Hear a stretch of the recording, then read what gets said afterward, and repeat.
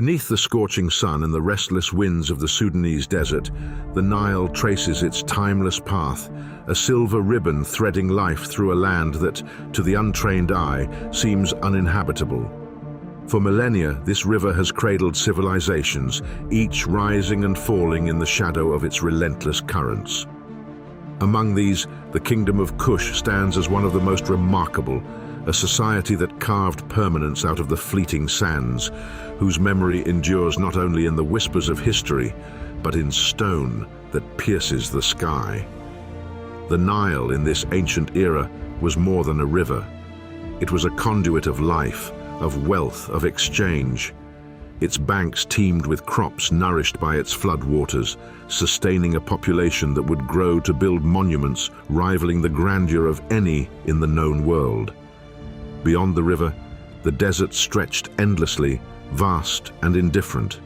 Its heat and sand could destroy as easily as it could preserve, and yet it shaped the ingenuity of those who dared to call its edges home. Here, survival was not guaranteed. It had to be wrested from the earth, honed by knowledge, and protected by the might of kings who understood the precarious balance between human ambition and nature's indifferent vastness. The Kingdom of Kush emerged along this delicate margin, a civilization that would endure for over 1,000 years. Its people mastered the rhythms of the Nile, understanding the rise and fall of its waters, the fertility of its floodplains, and the resources hidden in the surrounding deserts. They were farmers and artisans, traders and warriors, navigating a world defined by extremes. The river provided not just life, but connection. To the lands of sub-Saharan Africa, to the Red Sea trade routes, and to the grandeur of Egypt to the north. Through commerce and conquest, the Kushites transformed their harsh environment into a nexus of power, where wealth flowed like water and knowledge spread like the fertile silt left behind by the annual inundation. In this crucible, the Kushite civilization thrived, forging a culture that blended practicality with artistry, survival with ambition. They built not only for today, but for eternity, their hands shaping stone into forms that defy time itself. The pyramids that rise from the sands are not merely tombs, they are declarations. Each block, each sharp angle, embodies a profound understanding of geometry and human will. They reach upward, challenging the sky, daring the wind and the sun to erase them. They are at once monuments to individual rulers and collective achievement, statements of identity, and the assertion of a civilization's presence against the ceaseless erasure of time. The land itself shaped the imagination of the Kushites. The desert's austerity demanded ingenuity. Its isolation fostered unique cultural development. Unlike the lands of the Nile Delta, where Egypt's pyramids rose in concentrated splendor, Kushite settlements spread along the river and into the desert hinterlands. Each settlement and cemetery was intimately tied to its environment, taking advantage of local stone, of terrain, of natural defenses, while leaving a lasting mark upon the earth. Here, the river's life-giving waters met the desert's stark permanence, and in this juxtaposition, a culture of endurance and resilience was born. Yet the Kushites were not merely survivors, they were architects of power. Their rulers understood the symbolism of permanence, of monuments that would outlive fleeting human memory. They conquered, absorbed and adapted, bringing Egypt under their sway during the era of the 25th Dynasty, and in doing so, blending traditions, adopting and transforming religious practices, and demonstrating that influence could stretch beyond the immediate, that civilization is measured not only in stone, but in the echoes of cultural resonance. Their reach was long, their ambition measured not in years, but in generations. Trade and metallurgy were the lifeblood of this civilization. Iron smelting, perhaps unknown to many of their neighbors, gave them tools and weapons, enabling expansion, construction, and protection. The Nile carried their goods and ideas far beyond the kingdom's borders, linking Kush to distant lands, to markets, to cultures. They were not isolated. They were a civilization that understood its place within a broader world, that leveraged its environment and resources with foresight and skill. The desert that could have been a prison became a canvas upon which they expressed mastery, ingenuity, and the desire for transcendence. Within this framework, the human element of Kush becomes vivid. Men and women labored, prayed, traded, and created, each contributing to the architecture of a civilization that was as spiritual as it was. Practical, ritual and governance were intertwined, the rhythms of daily life echoing in the stones of temples and the pyramids that punctuated the horizon. Life was never simple, yet it was rich in texture, shaped by necessity, belief, and ambition. These people understood that their mortality was finite, but their legacy could be infinite, cast in forms that the wind and sun could only partially erase. And so, in these silent sands, Kushite civilization left stones that defied time and memory. Pyramids rise not just as tombs, but as markers of ambition, proof that human intellect and will can sculpt permanence even in an unforgiving landscape. They remind us that civilization is both fragile and enduring, that it emerges not only where life is easy, but where survival demands ingenuity, where the impossible becomes possible through determination, vision, and the relentless pursuit of legacy. As the sun rises over the desert, casting long shadows that stretch across the pyramids, one cannot help but feel the weight of history pressing gently yet insistently. In these ancient stones, in this quiet river valley, the Kingdom of Kush speaks across centuries, a testament to human ambition and the desire to leave an enduring mark on the world. Every block tells a story, every angle reflects thought and purpose. And in these silent monuments, the memory of a people, a river, and a civilization persists, waiting for the world to recognize what has lain hidden in the sands for so long. Subscribe to our channel if you love the content. The story of the Kushites begins not in the grand monuments that punctuate the desert today, but in the pulse of daily life along the Nile, where the rhythms of river and season dictated survival. These were people who understood the subtle language of water and sand, who read the land as carefully as they read the heavens. Their villages grew along fertile banks, clusters of mud brick homes surrounded by fields of grain, sorghum and flax, each harvest a testament to knowledge handed down through generations. They were farmers, yes, but also skilled artisans, metal workers and traders, their society structured with precision, a delicate balance of labor, hierarchy and ritual. As their society developed, the Kushites organized themselves into a civilization of remarkable complexity. Leadership was centralized under kings who were more than rulers. They were intermediaries between the human and the divine. Nobles, priests, and warriors each played defined roles, ensuring that the machinery of governance, religion, and culture moved in synchrony. The Nile offered sustenance, but it also demanded respect. Floods and droughts were constant reminders that power in Kush was conditional, that authority must be earned through wisdom, foresight, and the capacity to navigate both political and environmental currents. Archaeology reveals this layered history. The Napatan era, beginning around 1,000 years before the Common Era, saw Kush consolidate into a kingdom capable of projecting influence far beyond its immediate borders. Royal cemeteries at El-Kurru and Nuri testify to the emergence of sophisticated mortuary practices, the careful construction of pyramids, and the codification of ritual.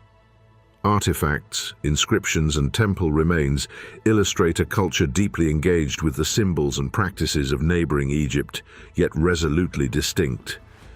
Here, the Kushites absorbed, adapted, and innovated, blending what they borrowed with what they created, forging a cultural identity that would endure for centuries. By the time the Meroitic era dawned, the kingdom had shifted its center to Meroe, farther south along the Nile, where iron resources, trade routes, and agricultural land converged. Meroe became a metropolis of craftsmanship and learning, a hub where the ingenuity of the Kushites manifested not only in the pyramids that would later dominate the horizon, but also in the technologies of iron smelting, the construction of temples, and the cultivation of an economy that extended to the Red Sea and into sub-Saharan Africa. Here, society became more complex, with writing systems, administrative structures, and a codified legal framework hinting at an intellectual and organizational sophistication that rivals any contemporary state. The apex of Kushite influence is perhaps most dramatically illustrated in the events of the 25th dynasty, when Kushite kings crossed the Nile to take control of Egypt. Meroë, Taharqa, and their successors did not merely invade. They established dynastic rule over one of the most storied civilizations of the ancient world. Temples were renovated, monumental inscriptions commissioned, and royal iconography blended Egyptian and Kushite motifs in a conscious assertion of legitimacy and power. These rulers were masters of diplomacy and military strategy, able to command loyalty across diverse populations, and their presence in Egypt reveals a kingdom capable of coordinating resources, armies, and culture on a scale that few could match. Yet it was not only conquest that defined the Kushites. Their society fostered learning, artistry, and trade. Craftsmen in Meroe produced intricate jewelry, ceramics, and sculptures. Ironworkers refined the art of metallurgy, creating tools and weapons that fueled both industry and defense. Traders navigated vast networks, bringing exotic goods and ideas from distant lands into the heart of Kushite culture. Each success, each innovation, reinforced a kingdom whose reach extended far beyond the Nile's banks, whose influence would ripple through centuries of human history, often unnoticed by those who later chronicled the ancient world. In understanding the Kushites, one must consider the tension between adaptation and ambition. They were molded by the harshness of their environment, yet they sought to transcend it. The river nourished them, but it also reminded them of impermanence. The desert threatened to erase them, yet they carved permanence in stone. They were both pragmatic and visionary, capable of managing the immediate demands of survival while constructing a civilization that would endure, that would assert its identity across the shifting currents of history. And so the question emerges naturally, pressing and inevitable. How did a kingdom hidden to the south, often overlooked by its more famous neighbor, marshal the resources, intellect, and vision to rule one of the most powerful empires of the ancient world? The answer lies not only in conquest, nor solely in wealth or military might, but in a culture attuned to both the tangible and the intangible. They understood that power required more than armies. It demanded knowledge, diplomacy, belief, and the capacity to shape not only the land, but the minds of those who inhabited it. In this realization, the Kushites become not merely rulers or builders, but architects of history itself, a civilization whose echoes survive in the pyramids of Meroe, in the inscriptions of temples, and in the enduring mystery of a society that rose, flourished, and left its mark across centuries. What do you think about this? Share with us in the comments section. Across the endless stretches of Sudan's desert, the pyramids of Kush rise like jagged teeth against the horizon, sharper, steeper, smaller than the iconic monuments of Giza, yet somehow more numerous, a vast chorus of stone speaking across time. Where Egypt's pyramids stand in deliberate, isolated grandeur, each carefully spaced to dominate the landscape and assert the singular power of a king. The Nubian pyramids cluster in remarkable density, forming necropolises that stretch for kilometers, a testament not just to royalty, but to a civilization in which the elite, the noble, and even influential families sought immortality in stone. The contrast is immediate, jarring, and haunting. Egypt's pyramids inspire awe through sheer scale, through the audacity of their mass, while the Sudanese monuments impress through repetition, through multiplicity, and through the unyielding rhythm of their presence in the desert. Archaeologists have counted over 200 pyramids across Sudan, scattered along the Nile from El-Kurru to Nuri, through Sedeinga, and culminating in Meroe. Each site reflects different eras of Kushite development, yet together they form a pattern of extraordinary ambition. Unlike Egypt, where pyramid construction peaked early and then waned, the Kushites continued to build for over a millennium, from roughly the 9th century BCE to the 4th century CE. This long continuity meant that the necropolises accumulated layer upon layer of tombs, each new pyramid respecting the previous, yet staking a claim to the divine right of its occupant. The result is a landscape densely imprinted with memory, devotion, and assertion of power. The location of these pyramids along the Nile is no accident. Fertile land, access to water, and proximity to trade routes dictated settlement, yet the pyramids themselves often occupy marginal zones, sandy rises at the edge of the desert, terraces above floodplains, sites where stone could be quarried nearby. This duality, the river nourishing life, the desert offering permanence, may have shaped their placement. Scholars have noted statistical clusters, with dozens of pyramids tightly packed in certain areas, while other stretches of the river see none.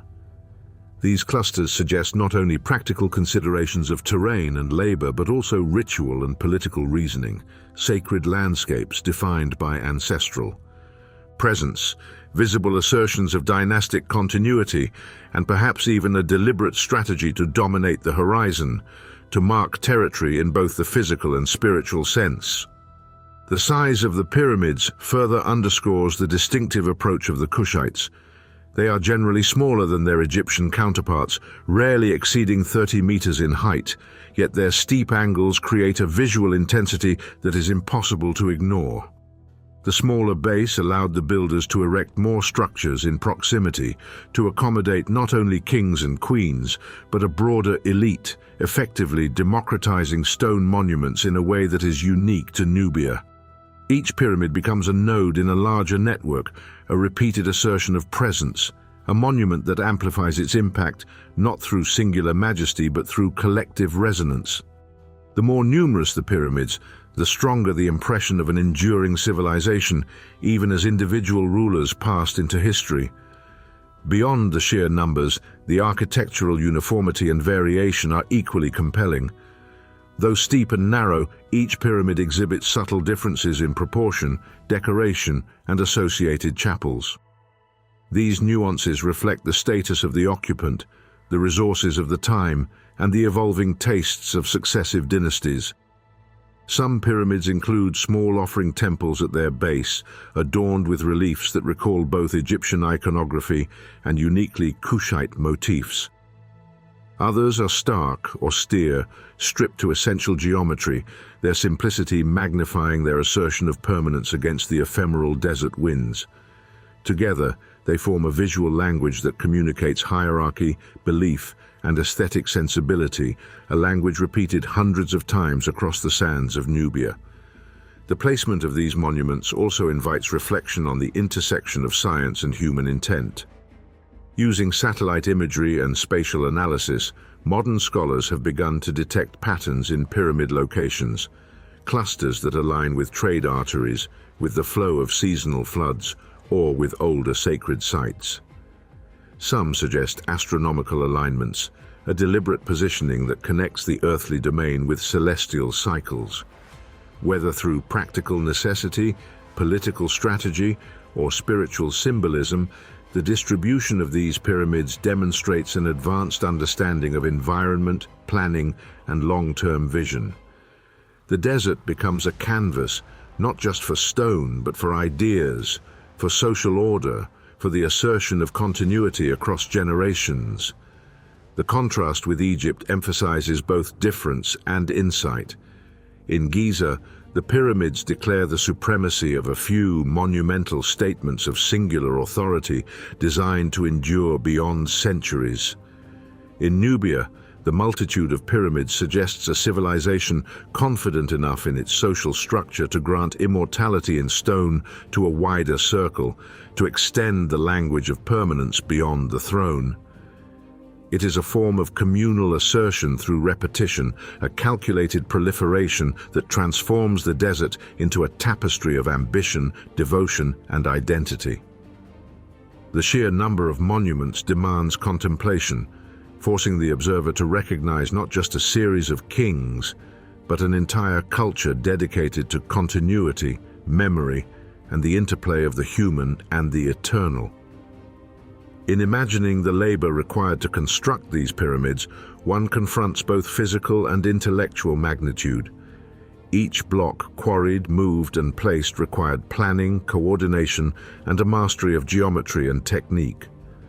Unlike the massive labor mobilization needed for the great Egyptian pyramids, the Kushite strategy relied on smaller, steeper structures, allowing repeated construction over time, each generation adding its imprint.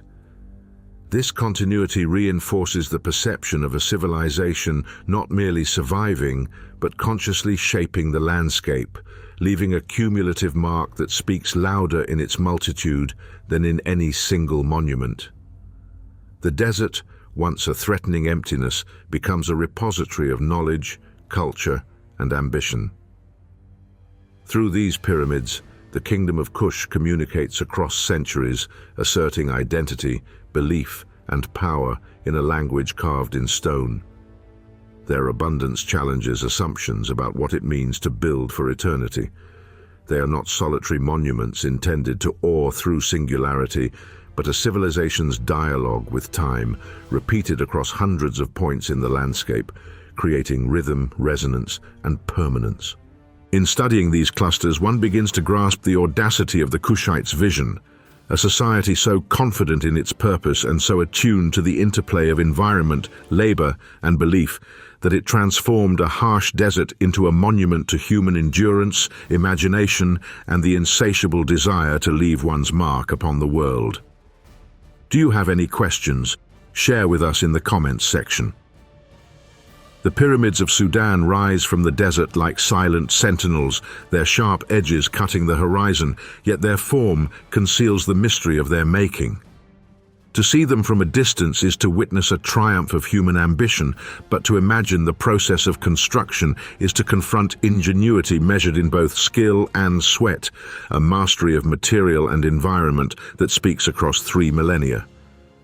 The stones themselves, sandstone quarried from nearby hills, blocks of granite transported from more distant outcrops, and clay used in binding and mortar, offer the first clue to the methods of the builders. Each material was selected for durability, for the ability to bear weight, and for the way it could be shaped to precise dimensions without modern machinery. The desert provided not only the stage for these monuments but the raw resources, a partnership of environment and intellect that allowed stone to become more than inert matter. It became a vessel of permanence. Sandstone, abundant along the Nile, was carved into blocks that, while heavy, could be shaped using chisels and tools fashioned from iron or harder stone. Granite, far more challenging to manipulate, required both foresight and careful planning. It was reserved for critical structural elements, for lintels, doorways, or decorative features. The Kushites understood the properties of each stone, the density, the tensile strength, the way it responded to carving or impact. Clay, used as mortar or filler, ensured stability and absorbed small shifts over centuries. The interplay of these materials reflects not only access, but a deep practical understanding of physics, weight, leverage, and balance, all fundamental to achieving verticality in a structure that could withstand wind, rain, and centuries of erosion. But the stones were only the beginning. Moving blocks that weighed hundreds, sometimes thousands of kilograms across uneven terrain without wheels or engines demanded imagination. Ancient engineering theories suggest the use of ramps, levers, and simple crane-like devices. A wooden lever, placed under a stone and pivoted with human force, could lift it incrementally, shifting weight from hand to hand or from lever to lever. Slopes made from packed sand or mud could create gradual inclines, allowing stones to be dragged using ropes and wooden sleds. Archaeologists have speculated that teams of workers might have coordinated their efforts with a precise understanding of force distribution, timing, and friction, converting raw labor into controlled motion, transforming brute strength into orchestrated movement. Physics provides a lens through which to appreciate this achievement. The Kushites may not have formulated equations in the way a modern engineer would, yet their intuition about mass, center of gravity, and leverage was remarkable. By tilting a block onto a slope, distributing weight across multiple contact points, and using friction-reducing materials like wet sand beneath sledges, they could move stones heavier than any single person could lift. Rotation and pivoting techniques allowed precision placement. Once in position, the weight itself stabilized the structure. This is engineering without documentation, encoded in practice and observation, transmitted orally across generations of craftsmen who understood that failure could mean collapse, injury, or ruin of a sacred monument. Quarrying itself demanded foresight. Stone had to be extracted in ways that minimized cracking, splitting, or waste. Craftsmen would identify natural seams in the rock, carefully scoring and striking with chisels to remove blocks of uniform size. Each piece required measurement against its intended location in the pyramid, a process that reflects both geometry and planning. Even small errors in alignment or proportion could propagate through the structure, compromising stability. The precision with which these pyramids were executed suggests a highly organized workforce, skilled in both the science of materials and the art of measurement, capable of translating abstract designs into tangible results. Transport from quarry to pyramid site posed additional challenges. Sandstone could be moved relatively short distances, but granite and other heavy stone often required journeys across desert terrain. Here again, the Kushites relied on ingenuity. Sledges dragged over. Compacted sand, lubricated with water or oil to reduce friction.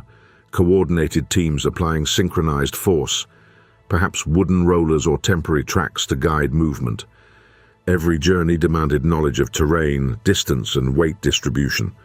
Seasonal considerations may have played a role, as cooler mornings or firmer soil would facilitate transport.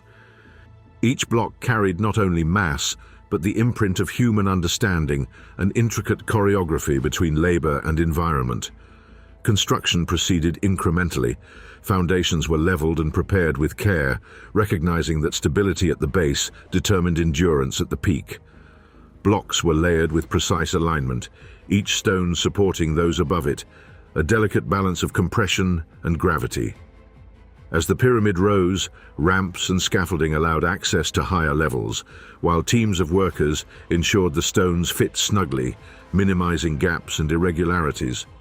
The exterior angles were shaped to achieve the steep, narrow profile characteristic of Kushite pyramids, a form that demanded both aesthetic consideration and structural acumen. Even minor deviations could affect the visual rhythm of the monuments, altering the intended interplay of light, shadow, and proportion.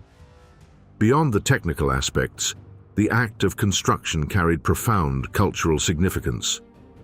Every block placed was a statement of permanence, a tangible link between the living and the dead, between the human and the divine. The effort invested in moving, shaping, and positioning each stone was itself an act of devotion, an expression of authority, and a manifestation of collective will. The pyramids are thus not merely architectural feats, but embodiments of knowledge, ritual, and societal organization, each layer reflecting a union of science, labor, and belief. The more one contemplates the construction of these monuments, the more extraordinary it becomes. Without pulleys, engines, or written instructions, the Kushites translated observation and experience into enduring form.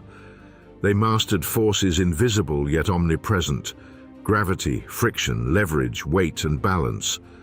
Each pyramid is a silent testament to the ingenuity that emerges when humans confront material limits and environmental challenges.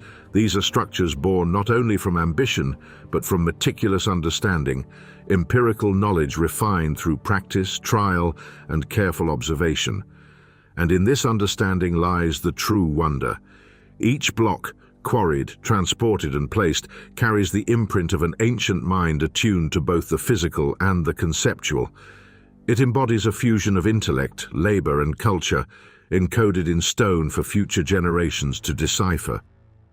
Across centuries, winds and sands have weathered the surface, yet the precision endures, challenging modern observers to consider the depth of knowledge required to achieve such feats. In the arrangement of each stone, in the angles, weight, and placement, lies a puzzle, a coded message of engineering wisdom, patience, and insight. Each block carries secrets of an ancient engineering mind, waiting to be decoded. While the Egyptian pyramids of Giza stretch outward with gentle inclines dominating the horizon through sheer mass, the Nubian structures assert themselves differently. They reach upward with an almost defiant narrowness, a geometry that concentrates power into sharp, crystalline form. In this design, one senses a different philosophy. Scale is achieved not through breadth alone, but through elevation and repetition, a disciplined visual rhythm that echoes across the desert in clusters, proclaiming a civilization both deliberate and enduring. The difference in form between Egyptian and Kushite pyramids is a statement in itself, an architectural language that communicates cultural identity, authority, and an understanding of permanence. Beyond their external form, these pyramids embody the Kushite conception of the afterlife. Unlike the broad Egyptian pyramids, where tombs are often buried deep within the structure, the Nubian pyramids frequently conceal burial chambers beneath the monument rather than inside it. The pyramid becomes a symbolic vessel, a marker of sanctity, a vertical bridge between the living world and the eternal. Its shape conveys spiritual significance, a pointed ascent toward the heavens, a path for the soul, an emblem of divine kingship. The funerary function, therefore, is inseparable from its geometry. The structure is both practical and metaphysical. Housing remains underground while simultaneously asserting presence above ground. It is a duality of form and function, a marriage of ritual and engineering, where the pyramid exists as a symbol as much as it exists as a tomb. The geometry itself invites reflection on the knowledge of its builders. Angles were calculated to achieve steepness without risking collapse. Proportions were maintained across generations, suggesting a codified understanding of measurement and mathematics. Archaeologists and historians have long debated whether these proportions reflect simple pragmatism or deliberate numerology, perhaps aligned with ritual or cosmological principles. The repetition of specific ratios, the consistency of slope across multiple dynasties, and the alignment of pyramids with cardinal points or celestial events hint at a deeper symbolic language embedded in their design. These choices were not arbitrary. They were deliberate, a conscious expression of power, faith, and the desire to encode meaning into stone. Some scholars suggest that numbers themselves carried significance. Multiples of certain values may have been chosen to align with sacred calendars or ritual cycles. The height-to-base ratios may have represented concepts of balance, order, or divine harmony. Even the decision to cluster pyramids in dense necropolises may reflect an understanding of spatial relationships, social hierarchy, or ancestral reverence, mathematically expressed in 3 dimensions. The Kushites were not merely erecting structures, they were articulating a philosophy of order, mortality, and power, embedding abstract concepts into tangible form. The desert, with its emptiness and permanence, became a canvas for a civilization's exploration of both mathematics and meaning. The visual impact of these pyramids reinforces their symbolic authority. A pyramid's sharp silhouette casts long shadows across the sands, a constant reminder of the ruler's presence even centuries after death. The repetition of the form in multiple necropolises amplifies this effect, creating a rhythm of stone that echoes across space and time. Where a single monument might inspire awe, a landscape of hundreds communicates enduring order and deliberate legacy. Geometry becomes a tool of memory, a device by which the living assert control over the narrative of the past and the future. It is an architecture of both spirit and society, speaking silently yet insistently across generations. In examining these structures, one cannot ignore the intimate connection between mathematics and culture. The precise angles, the careful layering of stones, and the alignment with environmental and celestial markers all point to a society that revered knowledge, measurement, and deliberate design. Each pyramid is a microcosm of this understanding, a confluence of engineering skill, ritual significance, and intellectual foresight. The builders internalized principles of physics and proportion without the aid of modern instruments, translating abstract concepts into forms that endure beyond millennia. The geometry of a pyramid is thus a reflection of human cognition, a testament to the capacity to render thought permanent, visible, and monumental. Even in their funerary function, the pyramids articulate philosophy. They speak of mortality and aspiration, of the human desire to transcend the ephemeral nature of life. By raising stone against the inexorable forces of time, the Kushites asserted that rulers, and by extension their civilization, could achieve a form of eternity. Each angle, each line, each repetition of proportion is a declaration that the human will, when aligned with knowledge and belief, can impose order upon chaos, permanence upon impermanence. The pyramid becomes a dialogue between the temporal and the eternal, a geometry of ambition that codifies both the power of kings and the spiritual aspirations of a people. These monuments, small yet numerous, austere yet deliberate, reflect a philosophy in which measurement, proportion, and geometry serve as expressions of both authority and devotion. The steep angles channel energy upward, drawing the gaze of the observer, inspiring awe and communicating continuity. The narrow bases concentrate form into a singular statement of presence, ensuring that even modest dimensions convey strength and permanence. In every pyramid, one reads not merely an architectural choice, but a worldview. That human action, guided by knowledge and belief, can assert itself across time, and that the pursuit of order, understanding, and immortality can be encoded in stone with precision and intent.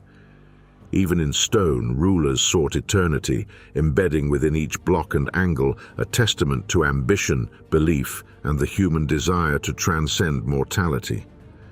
The geometry of the Nubian pyramids is more than mathematical, it is philosophical. It communicates authority, faith, and the persistent striving to assert a civilization against the inevitable passage of time. Each structure, measured, angled, and aligned, embodies a union of intellect and devotion, revealing that for the Kushites, power was inseparable from precision and belief inseparable from form.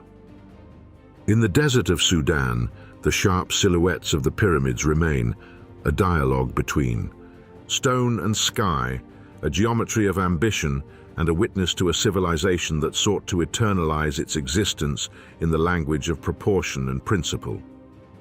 In the heat of the Sudanese sun, the pyramids at Nuri, El-Kurru, and Sedeinga rise as solemn witnesses to the lives of kings and queens long departed. Each necropolis tells a story of power, devotion, and artistry, and together they form a tapestry of memory that stretches across centuries. Here, the Kushite rulers, who once commanded armies, administered empires, and forged dynastic ties with Egypt, were laid to rest. Their monuments were more than graves. They were enduring declarations of authority, carefully constructed to preserve both body and spirit, to proclaim identity across the unrelenting passage of time. Walking among these pyramids, one can sense the weight of history, the careful interplay of culture, faith, and ambition that imbues each stone with meaning. El-Kurru is one of the earliest royal cemeteries of Kush, its pyramids modest in size yet monumental in significance. Within these narrow, sharply rising structures lie tombs of rulers who extended the kingdom's reach and influence. Meroë, the conqueror of Egypt who established the 25th dynasty, is among the most celebrated. Archaeological evidence, including inscriptions and reliefs within the burial chambers, paints a vivid picture of his reign. The consolidation of power, religious devotion, and strategic diplomacy that enabled a kingdom from the southern reaches of the Nile to dominate the north. His pyramid, while modest compared to Giza, was carefully aligned, its orientation and form conveying both ritual significance and the visual assertion of authority. The careful placement of funerary offerings, ceramic vessels, jewelry, and ritual objects, attests to the Kushites' belief in an afterlife where status, wealth, and favor with the divine continued beyond death. Nuri, further north, is home to the largest of the Kushite pyramids. Here, Taharqa, a pharaoh whose rule extended into Egypt and whose presence is immortalized in temples along the Nile, was buried. His pyramid soars more dramatically than its predecessors, emphasizing the consolidation of Kushite power and the continuity of dynastic lineage. Excavations have revealed a sophisticated internal structure, chambers lined with stone, corridors carved with care, and offerings arranged with precision. Carbon dating of organic remnants, alongside the study of pottery and jewelry, has enabled researchers to piece together aspects of daily life, diet, and social hierarchy, allowing the dead to speak through the evidence they left behind. Each artifact, each hieroglyph, is a bridge across time, transforming the silent monument into a narrative of civilization. Sedeinga, further downstream along the Nile, offers a glimpse into the lives of lesser-known royals and elites. Its pyramids, smaller yet no less deliberate in construction, reflect the diffusion of funerary practices beyond the most prominent rulers. Inscriptions here, often brief but eloquent, commemorate queens and influential nobles, revealing how Kushite society recognized the contributions of women and non-royal elites within the broader cultural framework. The repetition of pyramid form across multiple necropolises underscores a civilization deeply concerned with continuity and memory, asserting social order through architecture as much as through law or lineage. Each pyramid is a node in a network of remembrance, linking ruler and land, family and faith, present and eternity. Scientific inquiry has transformed these monuments from silent stone into sources of detailed understanding. Carbon dating of organic material, from wooden beams to food remnants, allows precise dating of construction phases, aligning them with historical events recorded elsewhere in the Nile Valley. The study of hieroglyphs and Meroitic inscriptions deciphers names, titles, and ceremonial practices, revealing not only the identity of the interred, but also the evolution of language and literacy in Kush. Artifacts recovered, ceramic vessels, tools, jewelry, weapons, offer insight into trade networks, craftsmanship, diet, and cultural exchange, showing a society simultaneously rooted in local tradition and connected to the wider currents of the ancient world. Through these studies, the pyramids become more than monuments. They are archives of life, encoded in stone and organic remnants, whispering across millennia. The orientation and placement of these necropolises also reveal symbolic considerations. El-Kurru, Nuri, and Sedeinga were carefully sited with regard to the Nile, the surrounding desert, and even celestial markers, suggesting an awareness of cosmic order and divine alignment.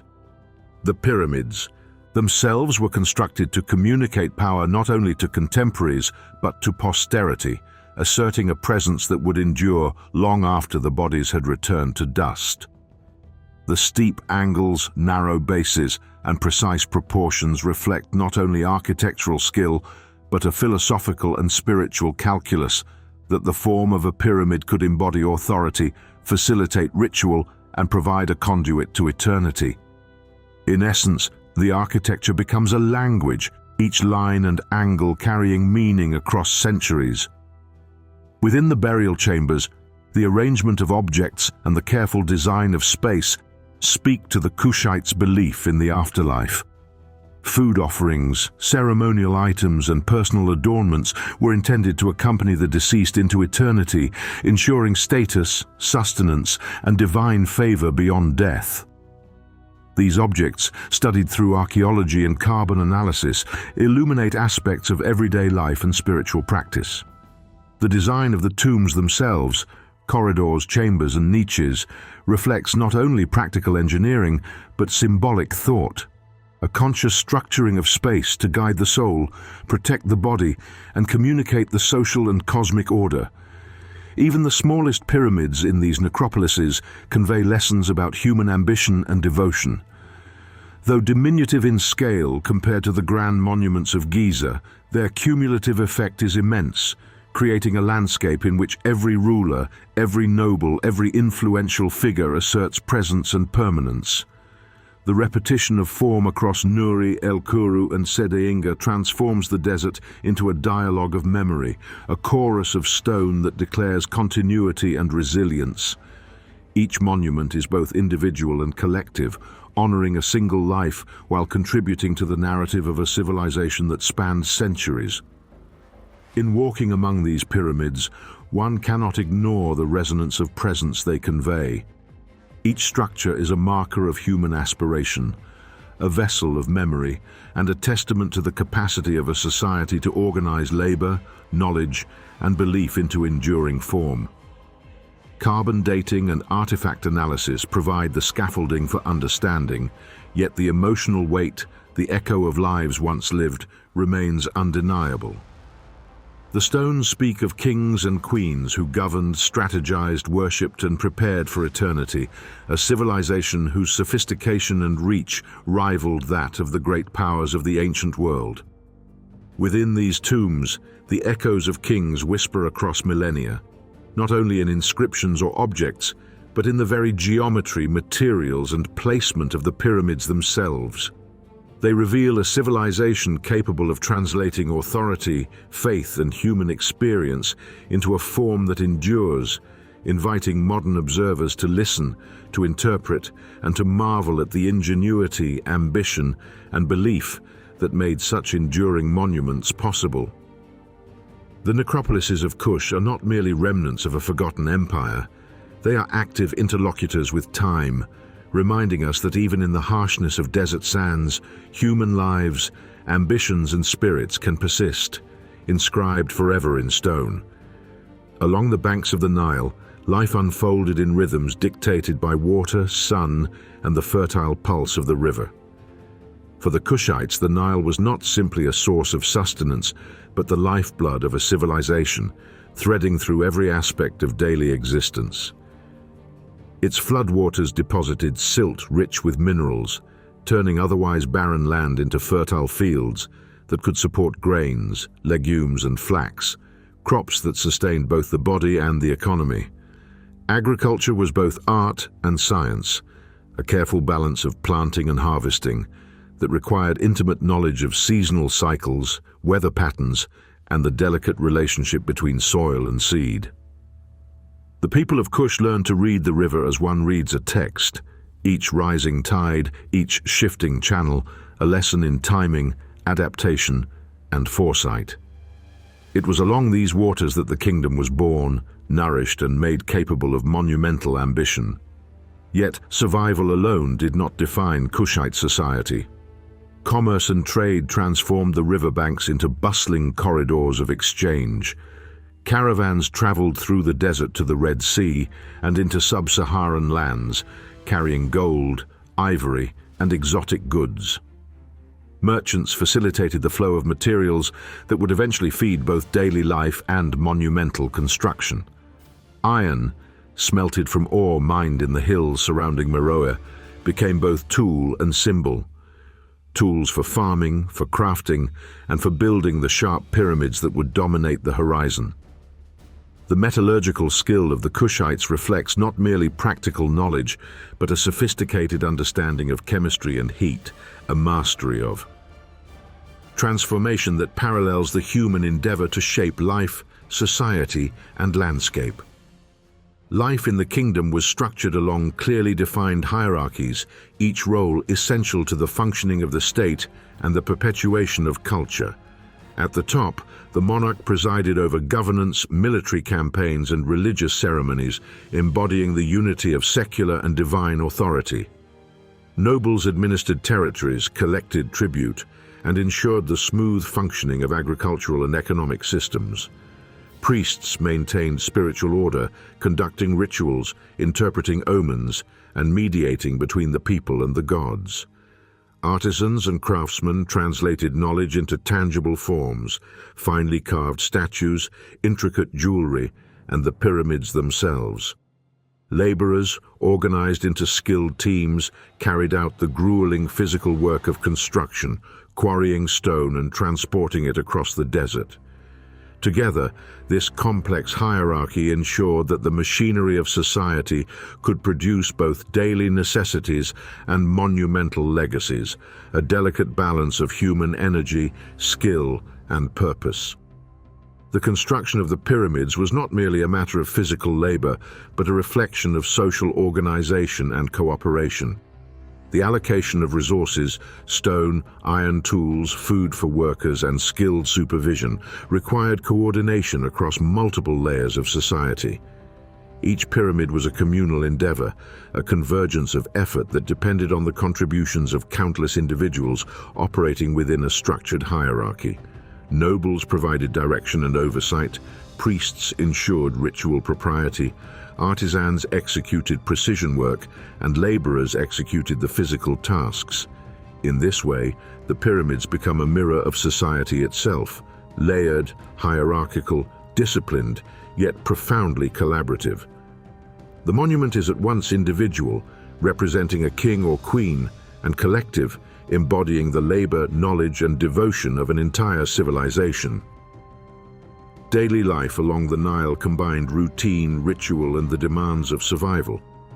Families tended fields, maintained homes, and participated in community tasks, while seasonal festivals punctuated the calendar with spiritual and social observances. Education and apprenticeship allowed skills and knowledge to flow from one generation to the next, ensuring continuity of craftsmanship, trade expertise, and religious practice. The river itself was a source of both commerce and inspiration, carrying ideas, goods, and people along its currents. The interplay of daily necessity and cultural aspiration shaped a population capable of both sustaining life and constructing monuments that would endure millennia. Yet even as life thrived along the river, it remained precarious. The desert pressed close, ever threatening, reminding the people that civilization is both fragile and enduring. Floods could destroy crops, droughts could starve a population, and political instability could unravel carefully woven hierarchies. In this delicate balance, the Kushites cultivated resilience. Their society was adaptive, blending agricultural knowledge, metallurgical skill, and social organization to endure environmental and political pressures. The pyramids, rising from sand and silt, are themselves testament to this endurance. Structures born from fragility, yet designed to last. A fusion of human effort and understanding that confronts time and nature with silent resolve. The interplay between daily life and monumental ambition is central to understanding Kushite culture. Each field harvested, each iron ingot smelted, each artisan's creation contributed indirectly to the construction of pyramids, ensuring that human activity, knowledge, and devotion coalesced into enduring form. The kingdom's ability to coordinate labor, manage resources, and sustain both daily life and extraordinary architectural projects speaks to a level of social sophistication that rivals any contemporary civilization. The desert, with its harshness and vastness, became a crucible for ingenuity, a force that shaped the Kushites' capacity to imagine and achieve. Their environment, at once limiting and enabling, forged a civilization capable of grandeur and permanence, a civilization that could transform the ephemeral labor of daily life into monuments that defied time. Trade, agriculture, and metallurgy were not merely economic or technical activities, they were expressions of cultural intelligence. The iron tools that allowed fields to flourish also enabled the cutting and shaping of stone. The wealth acquired through trade funded the organization of labor and the commissioning of monuments.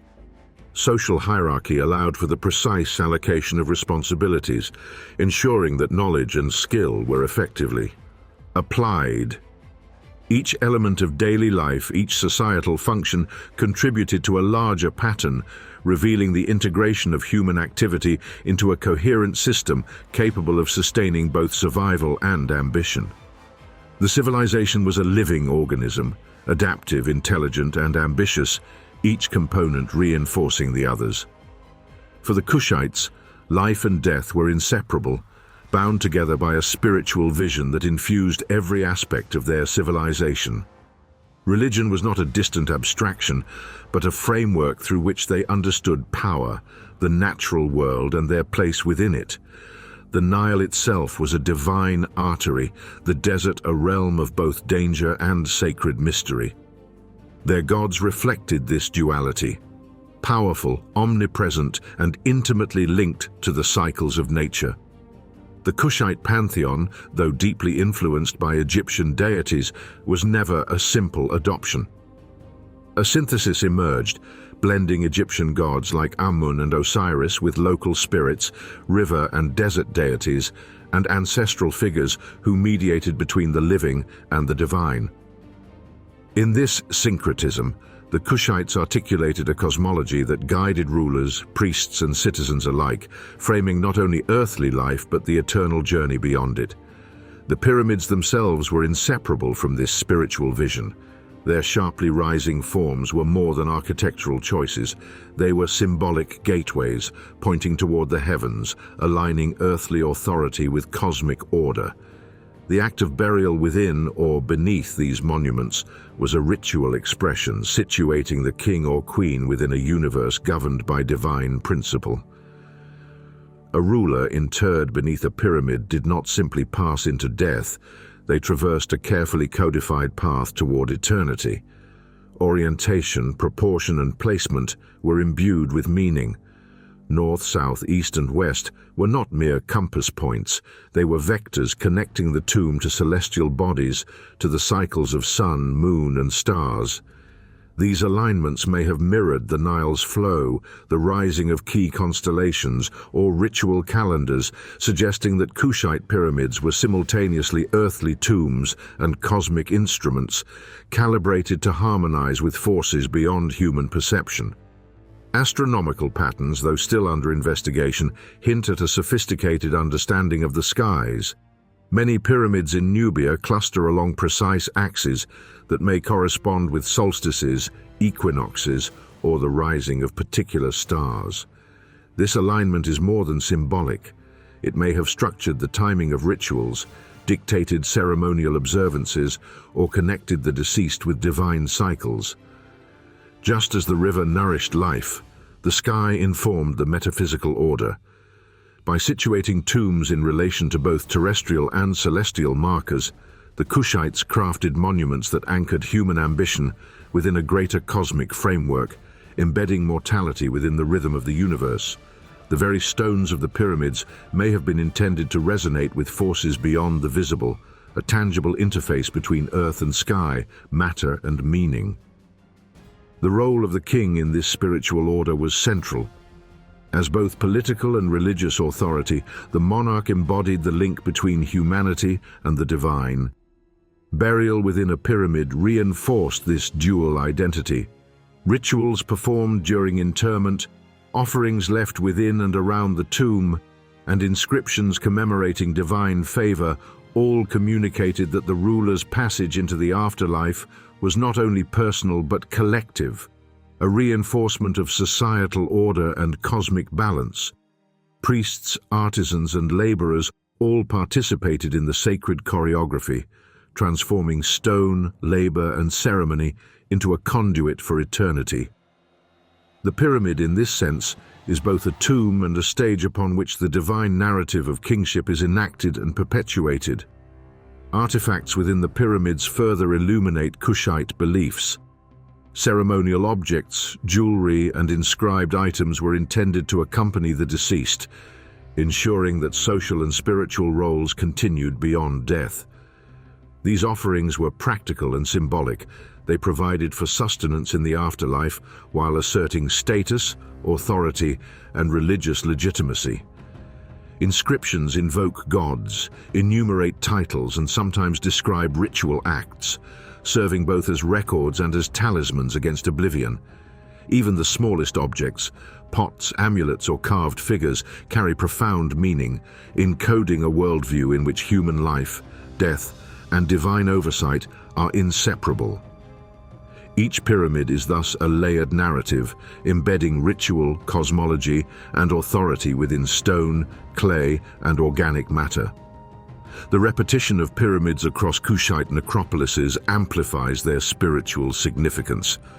Rather than solitary monuments, the clustered tombs form sacred landscapes, corridors of memory and divine presence. The spatial arrangement may have functioned as a symbolic map, guiding the living in ceremonial practice and the dead in their journey. The alignment of pyramids with each other, with the river, and possibly with stars, suggests an integrated vision in which space itself is a medium of meaning. Each pyramid is a node in a network of ritual, a point where terrestrial and celestial orders intersect. The desert becomes not a backdrop, but an active participant, a canvas upon which human belief and cosmic principle converge. Philosophically, the pyramids challenge the boundary between mortality and eternity. In their geometric precision, steep angles, and alignment with celestial forces, they reflect a desire to assert continuity beyond the ephemeral span of human life. The Kushites, in their construction and ritual, sought not merely to preserve bodies, but to articulate a world-view in which authority, memory, and the cosmos are intertwined. The monuments communicate that the ruler's power is temporal, yet echoes into the eternal, that society itself gains permanence through ritual, and that human aspiration can reach beyond immediate perception to touch forces far larger than the individual or the state. Yet there remains a provocative question: were these pyramids simply tombs, elaborate markers of death and hierarchy, or did they serve a purpose far greater as instruments linking earth to sky, mortality to eternity, and human ambition to cosmic order? Their geometry, placement, and orientation suggest intentionality beyond mere burial. The interplay of stone, ritual, and celestial alignment hints at knowledge and intention that may extend into domains we have only begun to speculate upon. These monuments invite reflection on the limits of human understanding, the intersection of material and metaphysical, and the profound capacity of a civilization to inscribe its beliefs across space and time. In every pyramid, the whispers of kings, priests, and artisans linger, suggesting that death was not an end but a threshold, and that in stone, sand, and alignment with the heavens, the Kushites sought a bridge to something far larger than life itself. Before we continue, share your thoughts in the comments section. Over the centuries, the pyramids of Sudan have witnessed both human greed and the relentless forces of nature. Time, wind, and sand have left their mark, and yet, paradoxically, they have also acted as custodians of memory, preserving monuments that might otherwise have disappeared entirely. In the 19th century, European explorers, driven by fascination and fortune, descended upon Nubia with little regard for preservation. Among them was Giuseppe Ferlini, an Italian treasure hunter whose expeditions into the Meroe necropolises were marked by destruction rather than study.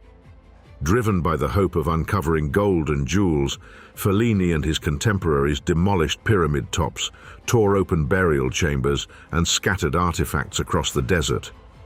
Tombs that had endured for centuries were reduced to rubble, their inscriptions and relics desecrated in the pursuit of personal gain. The human hand, eager and impatient, often caused more harm than the passage of millennia. Looting extended beyond Ferlini. Local and foreign treasure seekers, aware of the wealth interred within these monuments, systematically emptied burial chambers, removing ceramics, jewelry, and ritual items that had once accompanied kings and queens into the afterlife. Each act of plunder not only deprived archaeologists of context, but also erased subtle details of Kushite ritual and social structure. Hieroglyphs were chipped away, reliefs defaced, and entire pyramids reduced to their skeletal frameworks. Yet even amidst this destruction, the pyramids endured. Their steep angles, narrow bases, and compact construction often resisted complete collapse, testament to the sophistication of their builders. The very geometry that conveyed spiritual intent also conferred resilience, enabling structures to survive centuries of neglect, human interference, and environmental stress. Nature, too, has played a dual role, both destructive and preservative. The desert wind, relentless and abrasive, sandstone surfaces, eroding inscriptions and smoothing reliefs, yet simultaneously covering lower structures with protective layers of sediment. Occasional flash floods along the Nile have undermined foundations, shifting pyramids slightly or exposing buried chambers to erosion. But they have also deposited nutrient-rich silt that nourished the settlements that clustered nearby. Temperature extremes, from searing heat by day to freezing nights, have caused expansion and contraction in the stone, slowly fracturing surfaces over centuries. Yet the arid climate has prevented the kind of decay that more humid regions experience. Rot, vegetation overgrowth, and water damage are largely absent. In this way, the desert itself functions as both destroyer and guardian, erasing detail in some places while locking monuments beneath protective layers of sand in others. Geology offers further insight into the survival of these pyramids. Sandstone, commonly used in Nubian construction, is durable yet porous. Over time, exposure to wind-borne sand abrades surfaces, but the underlying structure often remains stable. Granite elements, used selectively in critical areas, resist erosion far more effectively, preserving lintels, thresholds, and internal supports for centuries. Mortar and clay binding, when protected from direct exposure, maintain cohesion, holding blocks in place even as exterior layers weather. The composition of the stone, combined with careful construction methods that accounted for weight distribution, slope, and stability, has allowed many pyramids to endure, a silent testament to the precision and foresight of Kushite engineers. Climate change and desertification, gradual and relentless, have further influenced preservation. As the Sahara expanded southward over millennia, settlement patterns shifted and some necropolises became increasingly isolated. Structures that might have been vulnerable to human activity were instead buried under sand, effectively sealing them from looters and the elements. Conversely, pyramids closer to riverbanks experience both the benefits and hazards of proximity: easier access for builders and worshippers, but exposure to seasonal flooding. The interaction between environment and architecture created a patchwork of preservation. Some pyramids remain remarkably intact, while others are reduced to fragments, offering glimpses of former grandeur, but also silent testimony to vulnerability. Scientific analysis allows us to trace the cumulative impact of these forces. Erosion patterns, sediment deposition, and microfractures in stone can be measured and modeled, revealing centuries of environmental stress. Carbon dating of organic remnants exposed through erosion or excavation provides timelines for construction and decay. Comparative study of intact versus damaged pyramids highlights the role of both human and natural factors, showing how geometry, material choice, and location influenced survival. In many ways, the pyramids are living laboratories, demonstrating the complex interplay between human ambition and environmental constraint, between cultural intent and geological inevitability. Yet even in the face of destruction, the resilience of the pyramid speaks to a remarkable balance. While human hands tore and looted, and time and weather scoured surfaces, the essence of the monuments, their angles, proportions, and presence, remains legible. The clusters of sharp, narrow forms continue to define the landscape, asserting the memory of Kushite kings and queens. The very forces that could destroy them have also contributed to their endurance. Sand buries and stabilizes, wind erodes but also preserves the core, and the arid climate slows the decay that humidity would accelerate. In this interplay, one sees a metaphor for civilization itself. Fragile yet persistent, vulnerable yet capable of enduring against extraordinary odds. The desert, in its silence, becomes a custodian of ambition.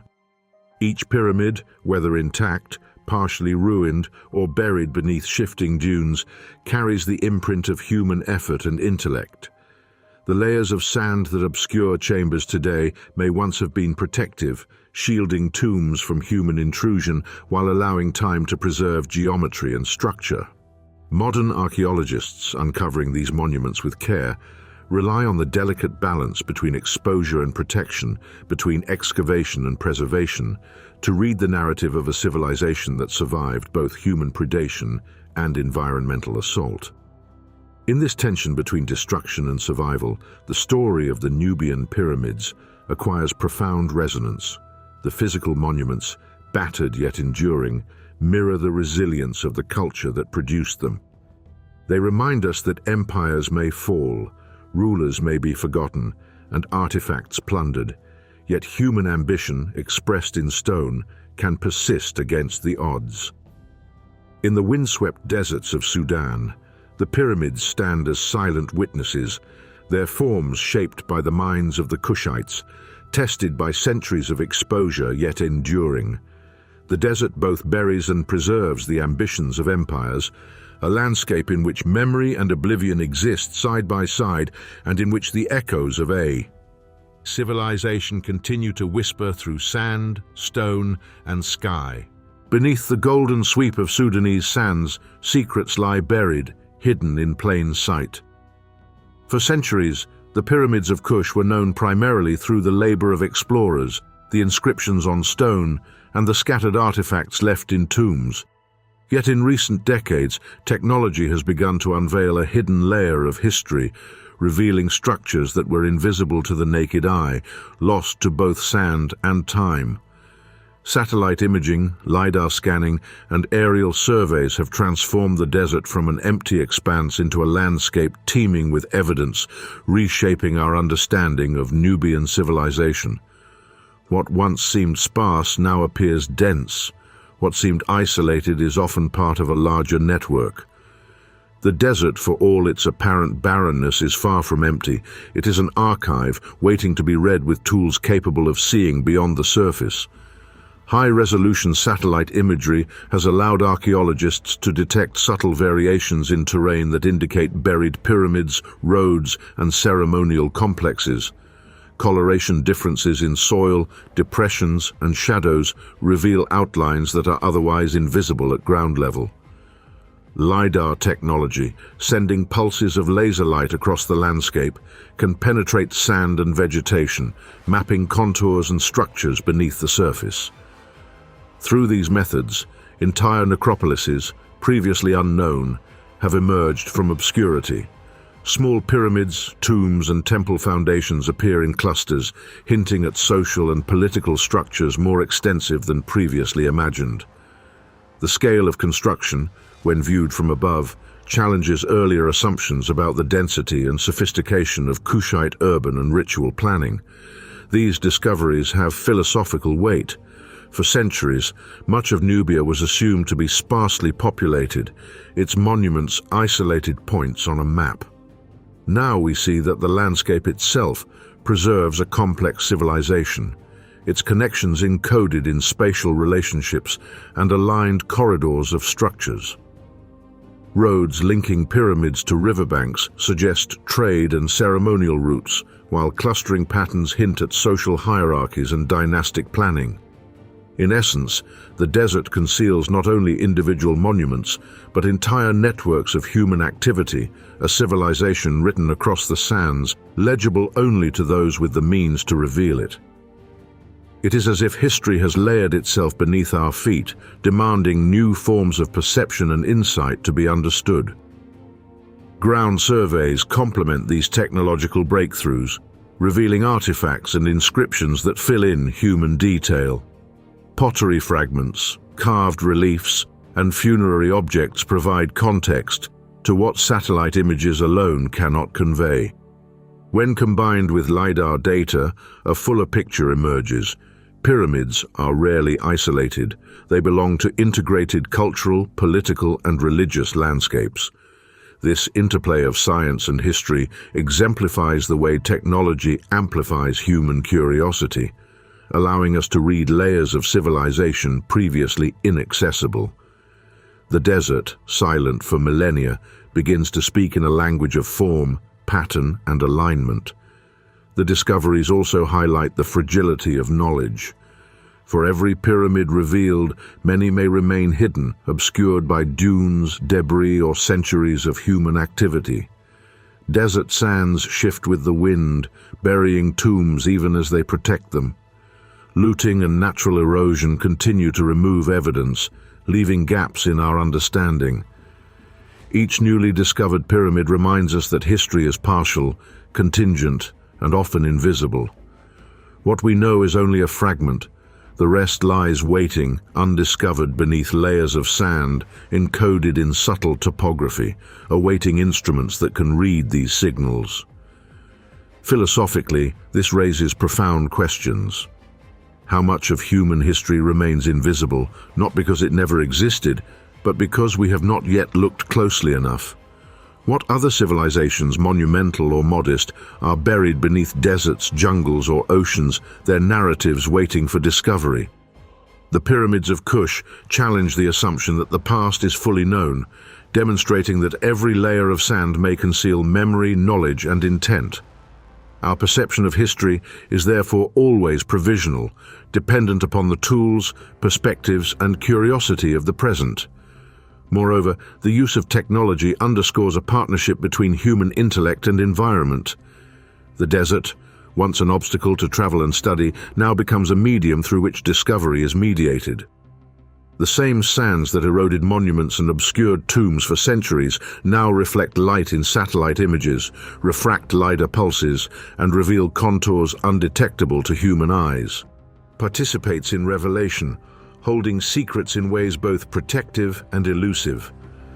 Through technology, we learn to read this terrain, translating subtle variations into knowledge about power, ritual, and daily life. Newly discovered pyramids also complicate earlier narratives about the scale and ambition of the Kushite civilization. They suggest that the kingdom invested heavily in mortuary architecture beyond the most prominent rulers. Families, nobles, and priests contributed to a network of sacred spaces, their presence encoded in the density and placement of pyramids. These findings imply a social and political complexity, a civilization capable of mobilizing labor, resources, and ritual knowledge on a scale larger than previously documented. The desert, once thought to isolate these monuments, now appears as a dynamic record of society, geography, and human intent. The interplay of visible and invisible monuments resonates with philosophical reflection on human memory and ambition. Just as some pyramids are revealed only with technological aid, much of human effort leaves traces that are subtle, hidden, or erased by time.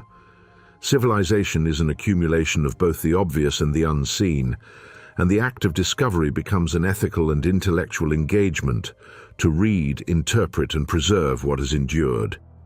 In this sense, technology is not merely a tool of archaeology, but a bridge to understanding the complexity of human intent and the vastness of time.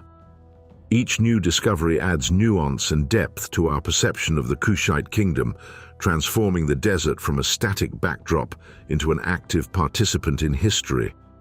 The arrangement of pyramids, the alignment of roads, and the clustering of tombs all reveal deliberate planning, a civilization mindful of both earth and sky, of social order and cosmic resonance. By reading these hidden structures, we gain insight not only into the lives of kings and queens, but also into the collective imagination, labor, and belief systems of the society that produced them. The Kingdom of Kush was more than a land of pyramids and tombs.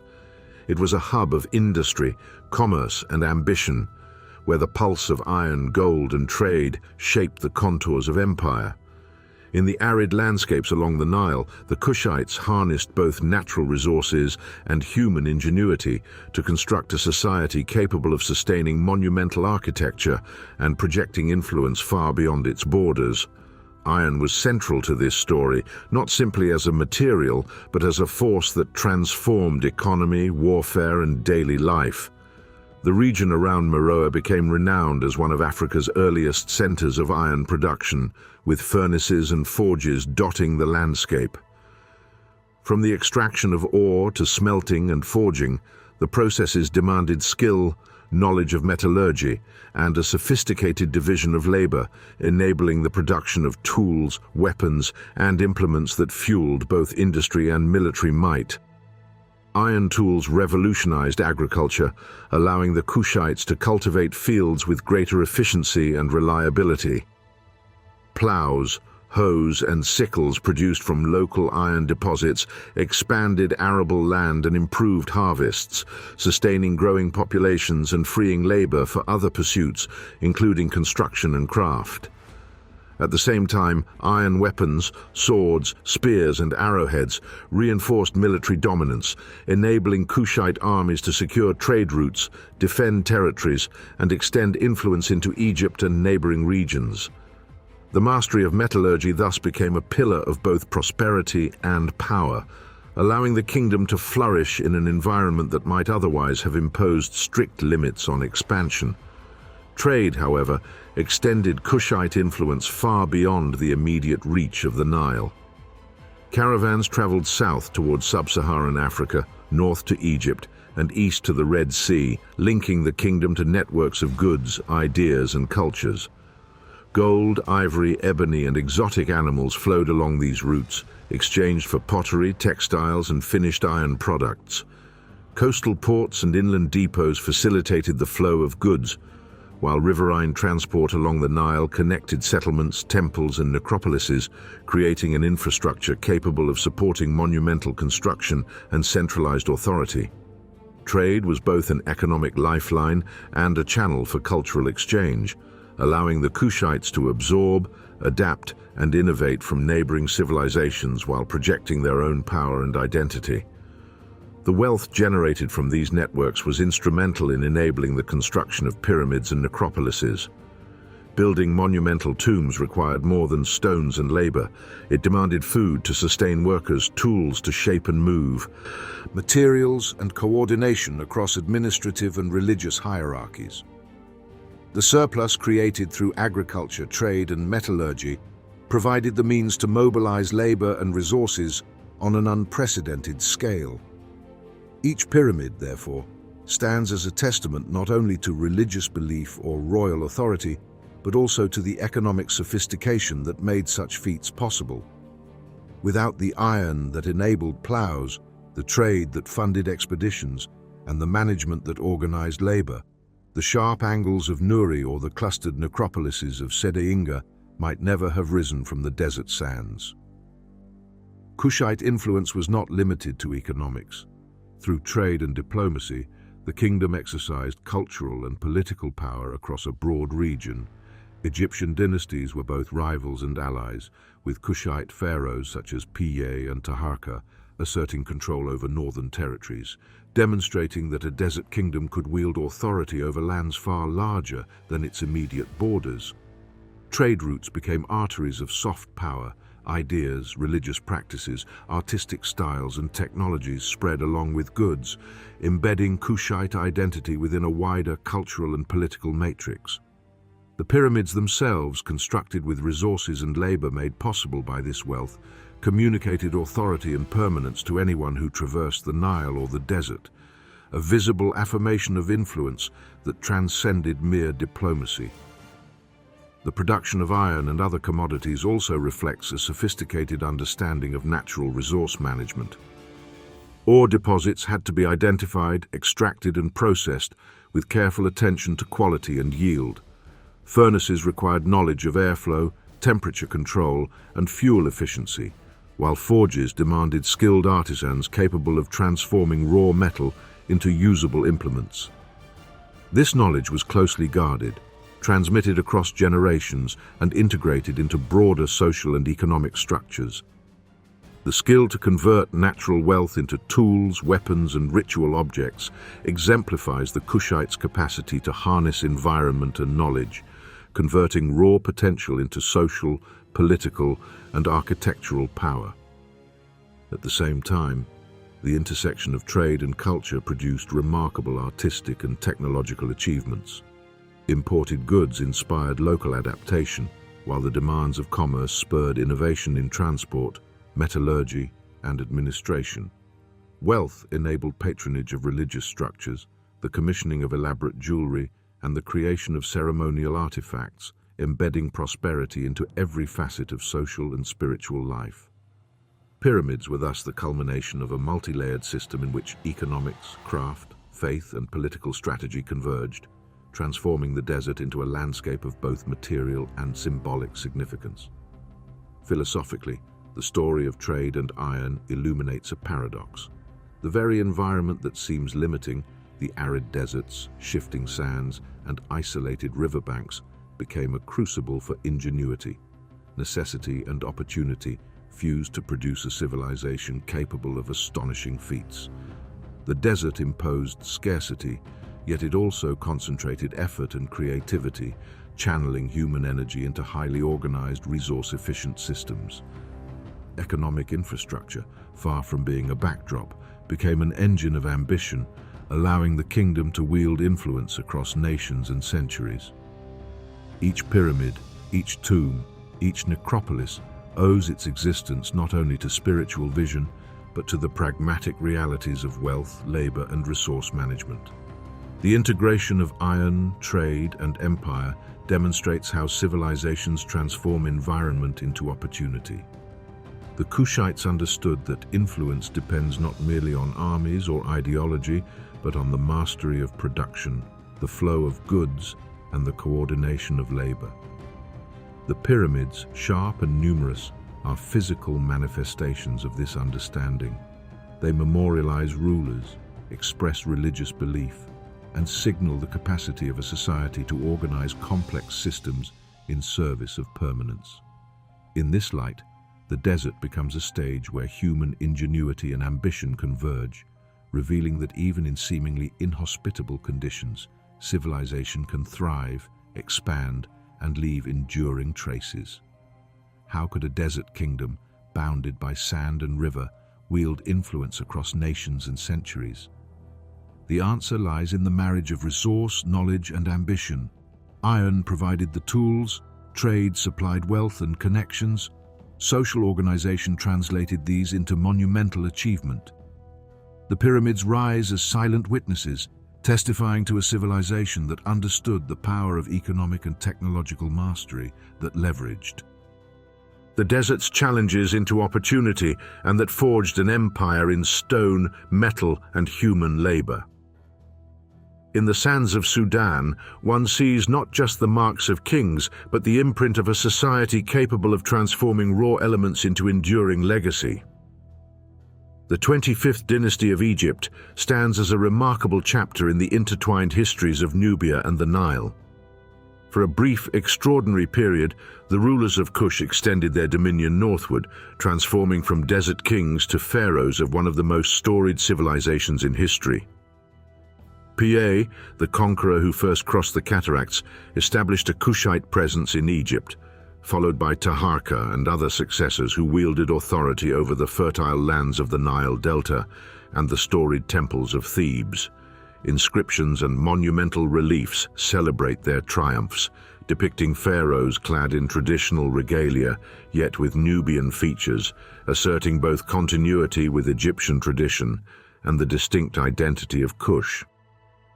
Their reign demonstrates the fluidity of culture and power, the ways in which conquest can reshape art, ritual, and political structure, even as it carries the seeds of eventual forgetting. These rulers were builders as much as warriors. Temples in Thebes, at Karnak, and in Nubia bear their names, blending architectural styles and iconography. Obelisks were erected, stelae inscribed, and sanctuaries expanded, each structure asserting legitimacy and piety. Yet the fusion is subtle. Egyptian gods were honored, but Nubian elements, ritual practices, artistic motifs, and funerary customs interwove with the established traditions.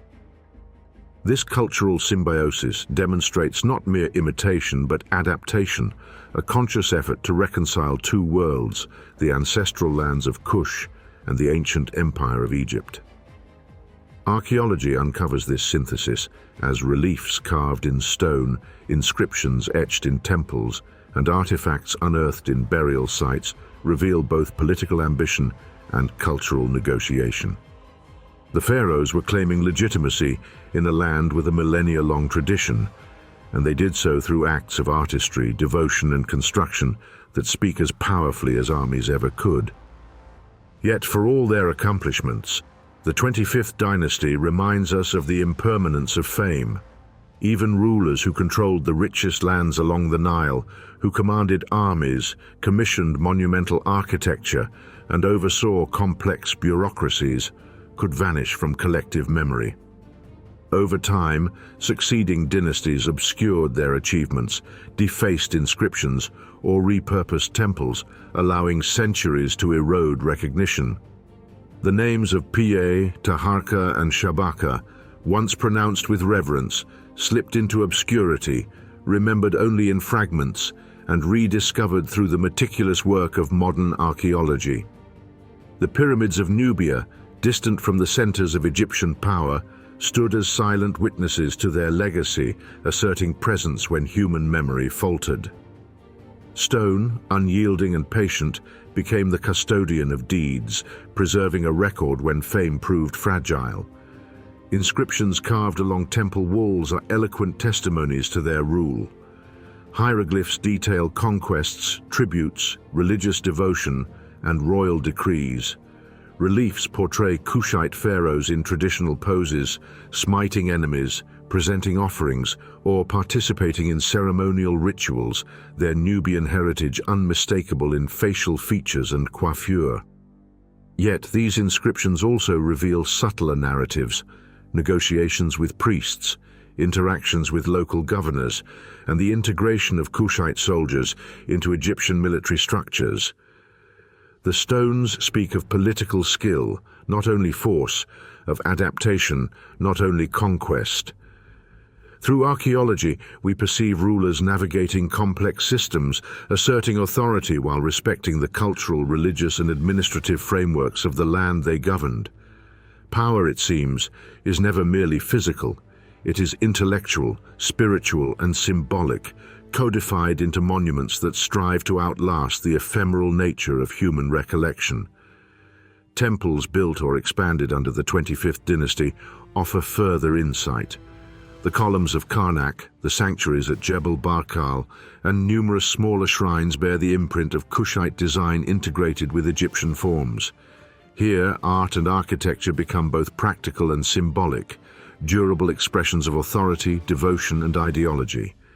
Each carved relief, each carefully placed stone, functions as both record and ritual instrument, conveying legitimacy to contemporaries and posterity alike. In this fusion of cultures, we glimpse a civilization aware of its position within the currents of history, seeking to assert identity while honoring tradition, navigating the delicate balance between dominance and assimilation. Yet the process of forgetting is equally powerful. As later pharaohs sought to assert their own legitimacy, the memory of Kushite rulers was diminished. Monuments were repurposed, inscriptions defaced, and records neglected. Even in Egypt, a civilization famed for meticulous record-keeping, entire reigns could vanish from popular memory. The irony is stark.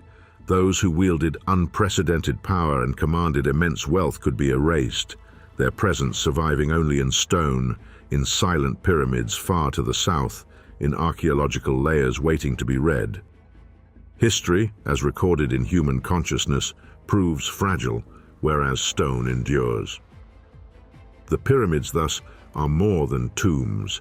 They are vessels of memory, guardians of narratives that human recollection can fail to preserve.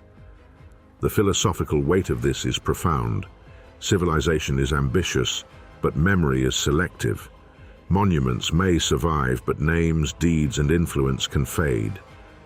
The Kushite pharaohs remind us that human ambition, no matter how grand, is subject to the impermanence of recognition. Authority is temporal, yet its expression through enduring forms, architecture, inscriptions, and ritual spaces offers a bridge to eternity. Stone becomes both medium and message, a testimony of presence, an argument against oblivion. Even when fame diminishes, the physical record persists, allowing later generations to reconstruct, reinterpret, and marvel. In examining these pharaohs, one confronts a tension between achievement and remembrance.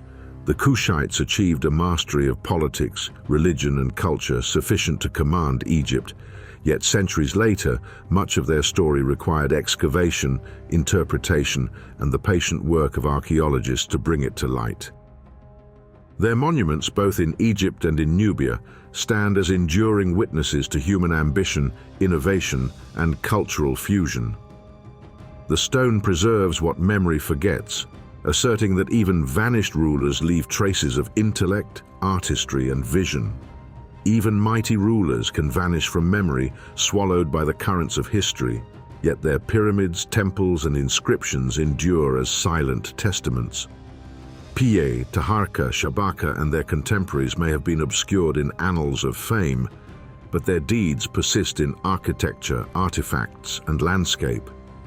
Every temple wall, every carved relief, and every Nubian pyramid whispers of ambition, conquest, and cultural negotiation, inviting us to witness a civilization that defied geography and time. The story of the 25th dynasty is thus both a triumph and a caution. Power is ephemeral, memory unreliable, but the enduring record of human effort, stone, iron, and labor, can transcend the fleeting nature of fame, speaking across millennia to those willing to listen. In the deserts of Sudan, beneath shifting sands and harsh sunlight, the remnants of the Kushite civilization have long remained elusive, tantalizing scholars with glimpses of pyramids, tombs, and inscriptions that hint at grandeur now mostly forgotten. Modern archaeology has slowly begun to peel back these layers of obscurity, revealing a civilization that rivaled ancient Egypt in complexity, ambition, and cultural sophistication.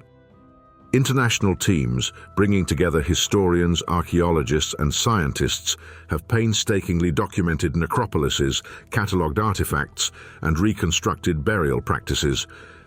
Every dig, every survey, is a dialogue with the past, an attempt to translate the language of stone, sand, and sediment into narratives of human achievement, belief, and social organization. Yet the task is fraught with difficulty. Sudan's political instability has made some regions dangerous or inaccessible, restricting the ability of researchers to explore fully. Borderlands and remote desert expanses remain closed or difficult to navigate, leaving many pyramids and necropolises largely untouched. Even within accessible areas, looting continues to threaten what survives, as clandestine operations strip tombs of artifacts, scattering pieces of history across private collections and black markets. The delicate work of scientific excavation is constantly under pressure from both environmental and human forces, requiring extraordinary coordination, diplomacy, and patience. Despite these challenges, technological advances have transformed the scope and precision of modern rediscovery. Drones equipped with high-resolution cameras allow archaeologists to survey large areas in ways impossible from the ground, revealing patterns in pyramid placement, hidden roads, and settlement clusters. Aerial imaging exposes alignments that were previously invisible, providing insight into the social and ceremonial networks connecting the pyramids to rivers, temples, and administrative centers.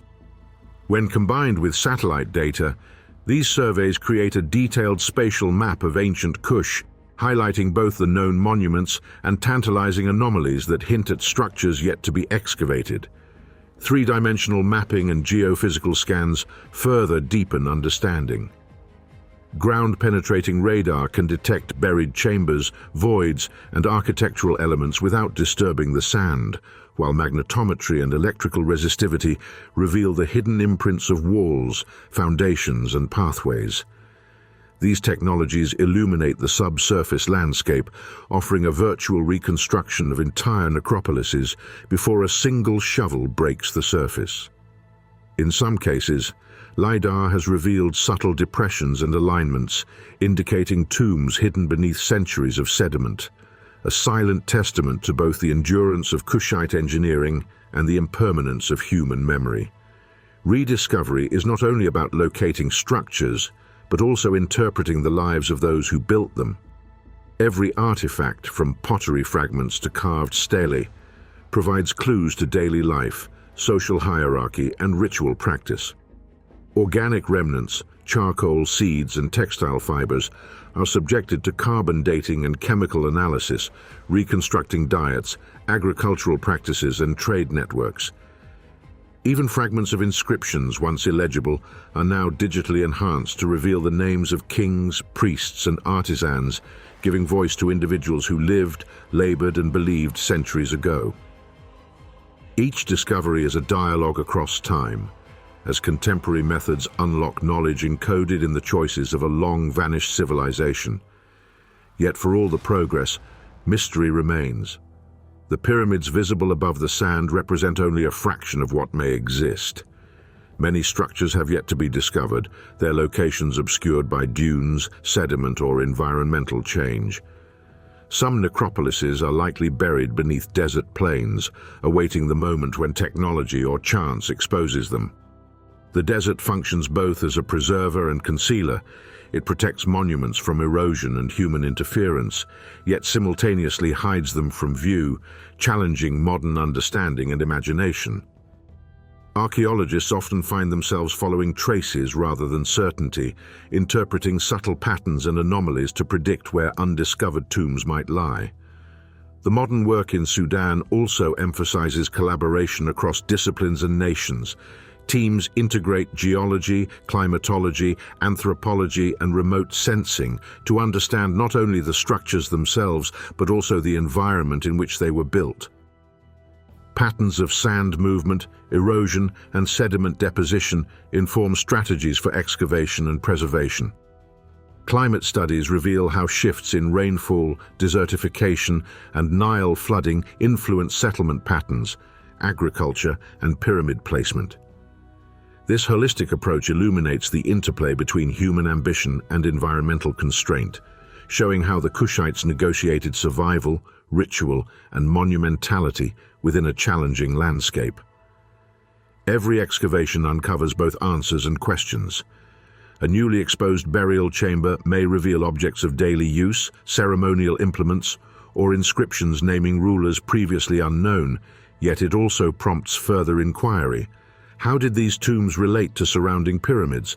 What social or political hierarchies are reflected in their size and placement? What do subtle differences in construction reveal about evolving techniques or spiritual beliefs? Each discovery is a doorway to new mysteries, reinforcing the sense that what we see above the surface is only the beginning of a much larger, more intricate story. The sands of Sudan conceal not only pyramids, but entire narratives of civilization. Trade, labor, belief, and artistry are encoded in subtle topography, hidden architecture, and scattered artifacts. Every survey and excavation expands the visible horizon, yet simultaneously reveals the immensity of what remains unknown. Rediscovery is thus a process of revelation and humility, a reminder that human understanding is always partial, contingent upon technology, access, and interpretation. The desert, patient and unyielding, guards its secrets, granting glimpses to those willing to study, probe, and imagine. In contemplating these modern efforts, one cannot help but reflect on the paradox of visibility and concealment. Pyramids that once marked dynasties are now partially buried, their grandeur revealed only through scientific ingenuity. Tombs and temples remain hidden until observed with new eyes, yet their presence is continuous, silently asserting the achievements of a civilization long absent from memory. Technology allows us to bridge the temporal gap, to hear echoes that have lain dormant beneath sand for millennia. Yet it also reminds us of how much remains unseen. The work of archaeology in Sudan is thus both celebration and challenge. It is a celebration of human ingenuity, revealing the sophistication of the Kushites in building, planning, and ritual practice. It is also a challenge, confronting researchers with the vast unknown. Tombs, pyramids, and entire ceremonial landscapes that lie undisturbed beneath shifting dunes. The desert is at once a laboratory and a vault, preserving what survives while withholding what remains invisible. Each technological advance, drone survey, 3D mapping, geophysical scanning, peels back a layer of mystery, yet every revelation underscores how much more remains hidden. The sands conceal more than pyramids. They hide the story of laborers, priests, and rulers, the intricate networks of trade and political influence, the beliefs, ambitions, and daily lives of a civilization that flourished along the Nile. Every discovery illuminates a fragment of this story, yet simultaneously reminds us of the vastness of what remains unknown. Beneath the dunes lies a civilization waiting patiently, silent and unyielding, its secrets encoded in stone, sand, and sediment, offering whispers to those who listen and beckoning us to continue the search. From a scientific perspective, they reveal the sophistication of a society that harmonized practical knowledge with cultural and spiritual vision. Archaeology exposes the labor structures, economic systems, and administrative networks necessary to mobilize thousands of workers.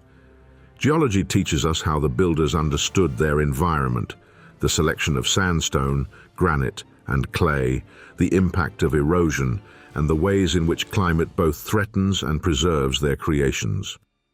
Anthropology and social history uncover the beliefs, rituals, and hierarchies that gave meaning to the monumental effort, revealing that these were not simply tombs, but instruments of identity, authority, and cosmological expression.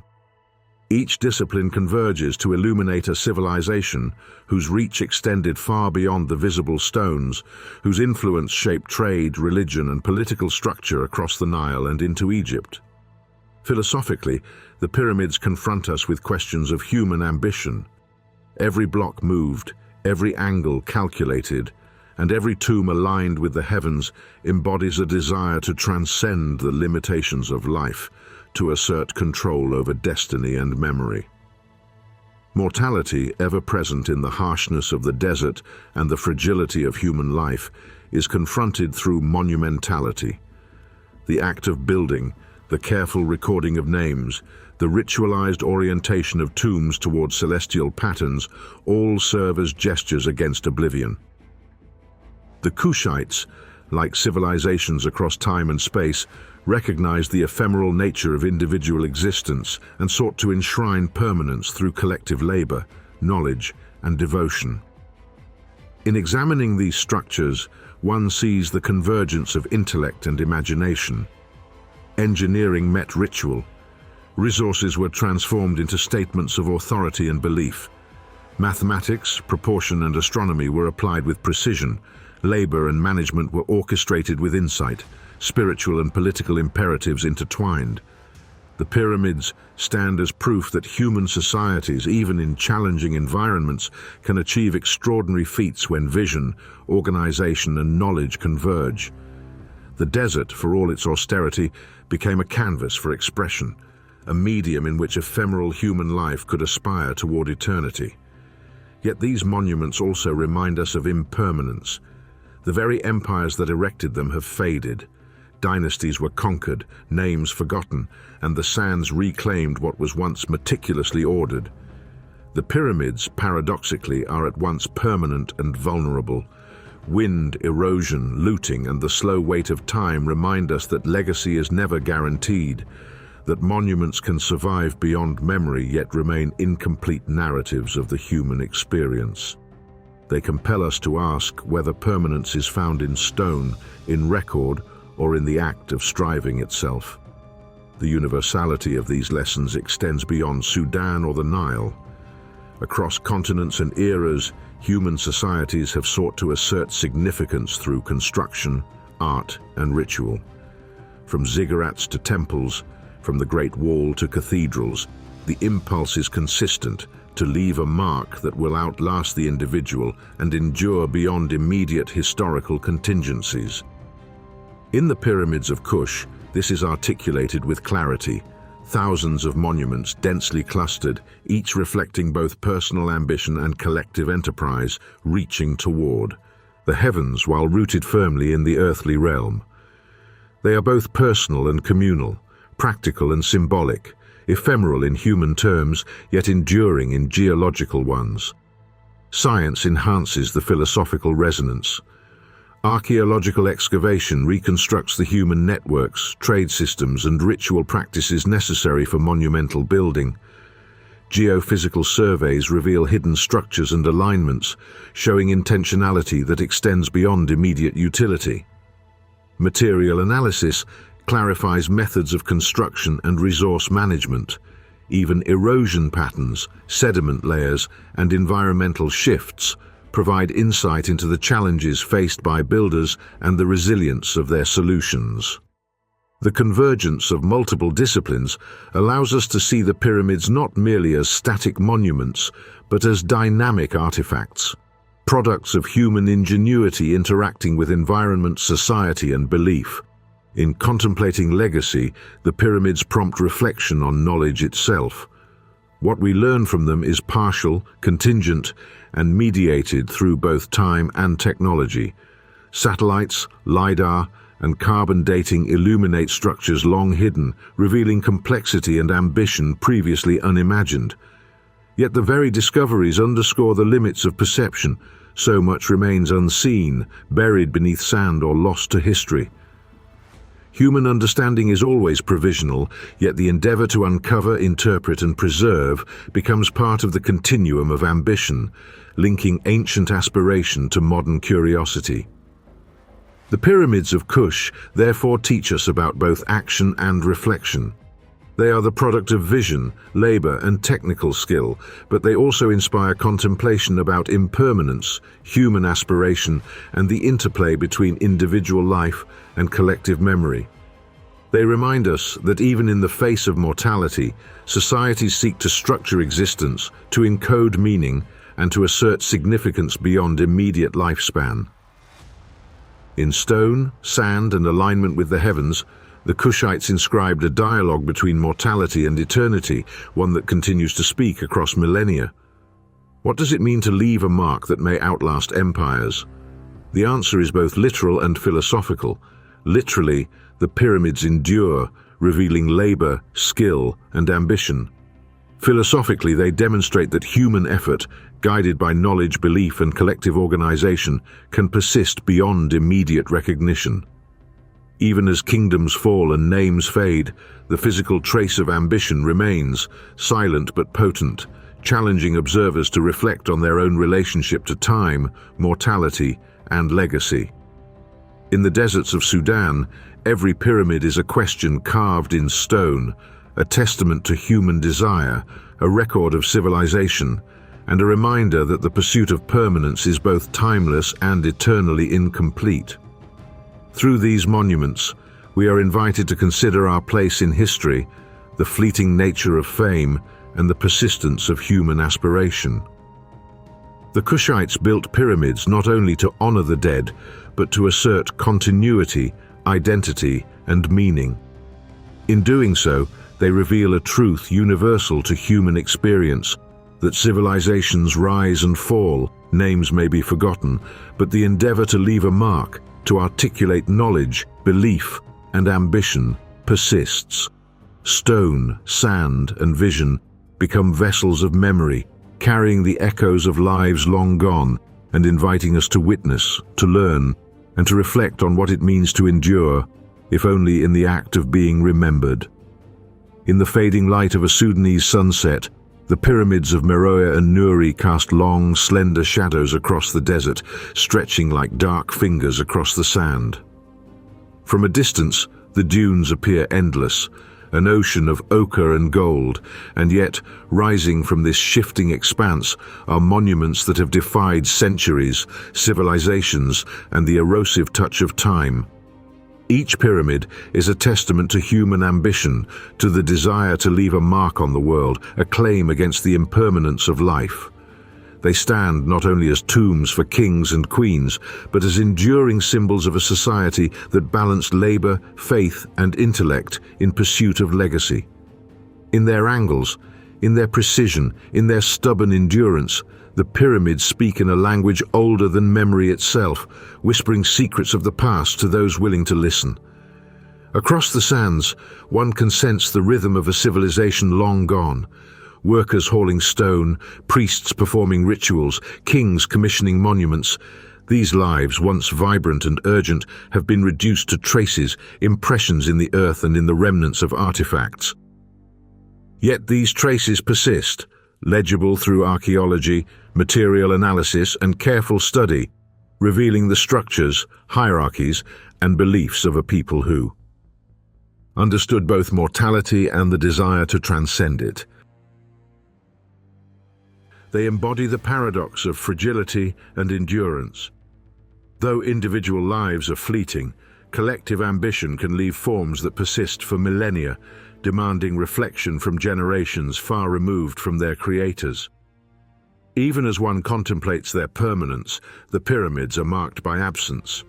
Tombs looted, inscriptions eroded, entire necropolises buried beneath sand or lost to time, remind us that survival is never guaranteed. The desert has preserved much, but it has also concealed, leaving the majority of Kushite civilization invisible to casual observation.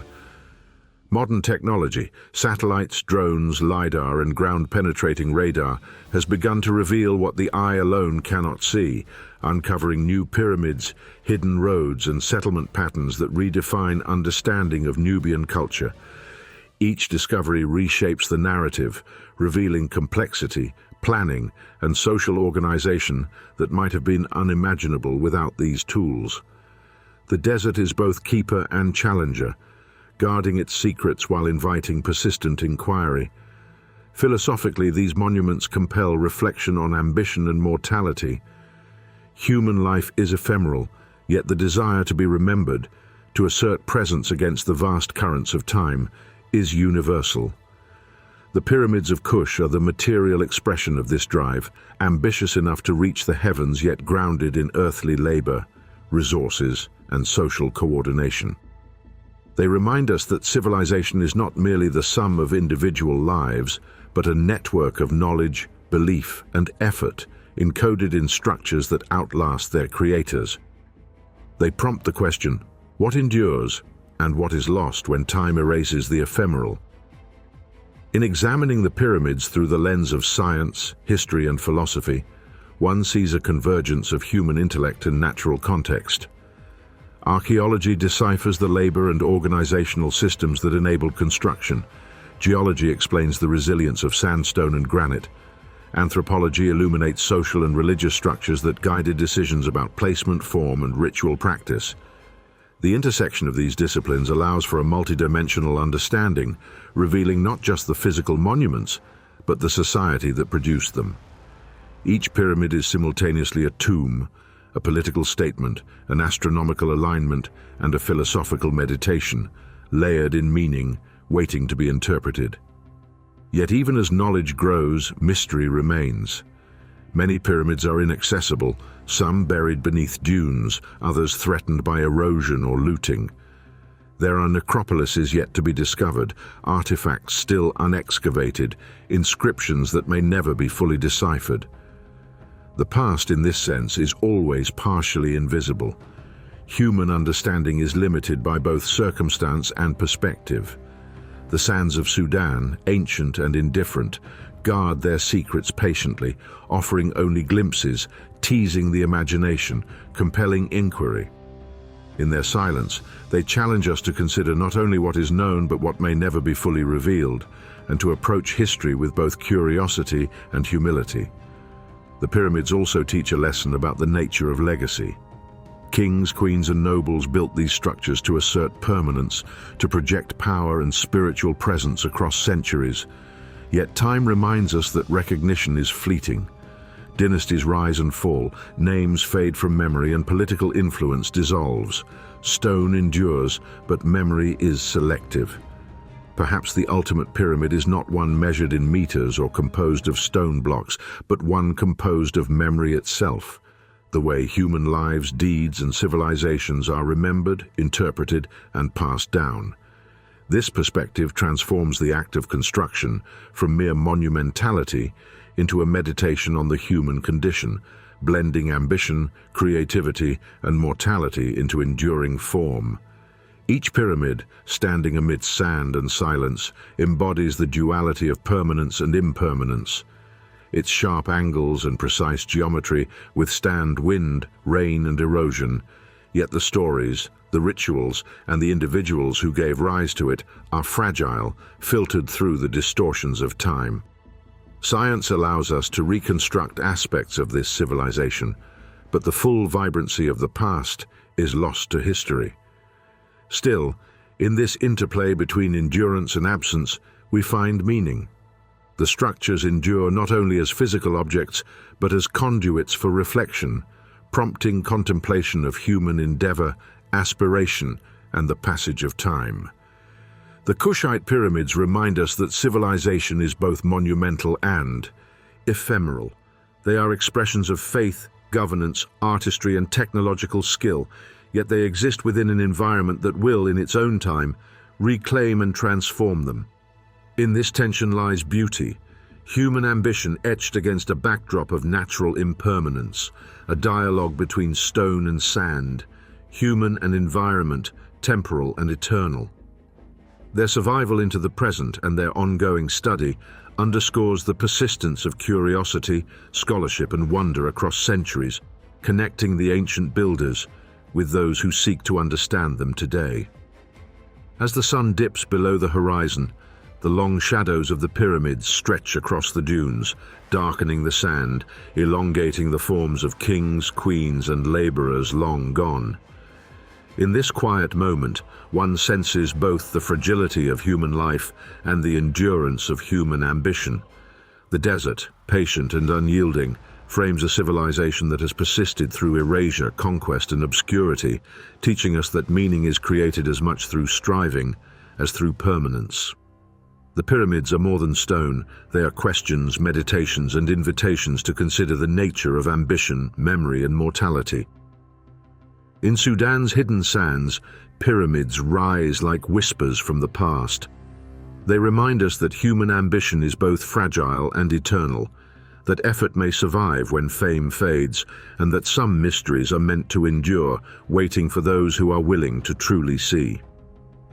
Perhaps in the end, the greatest pyramid is not built from stone, nor measured in height or angle, but constructed of memory itself, the collective remembrance of labor, belief, and aspiration, stretching across time like the shadows at sunset, calling us to witness, to reflect, and to imagine.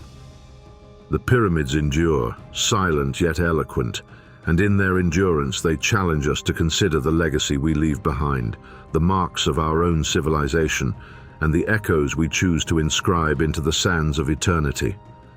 Thank you for joining us on this extraordinary journey through the universe on Frontiers of Infinity. If this glimpse into the unknown has sparked your curiosity, be sure to subscribe and join us, where we unravel the darkest mysteries of space.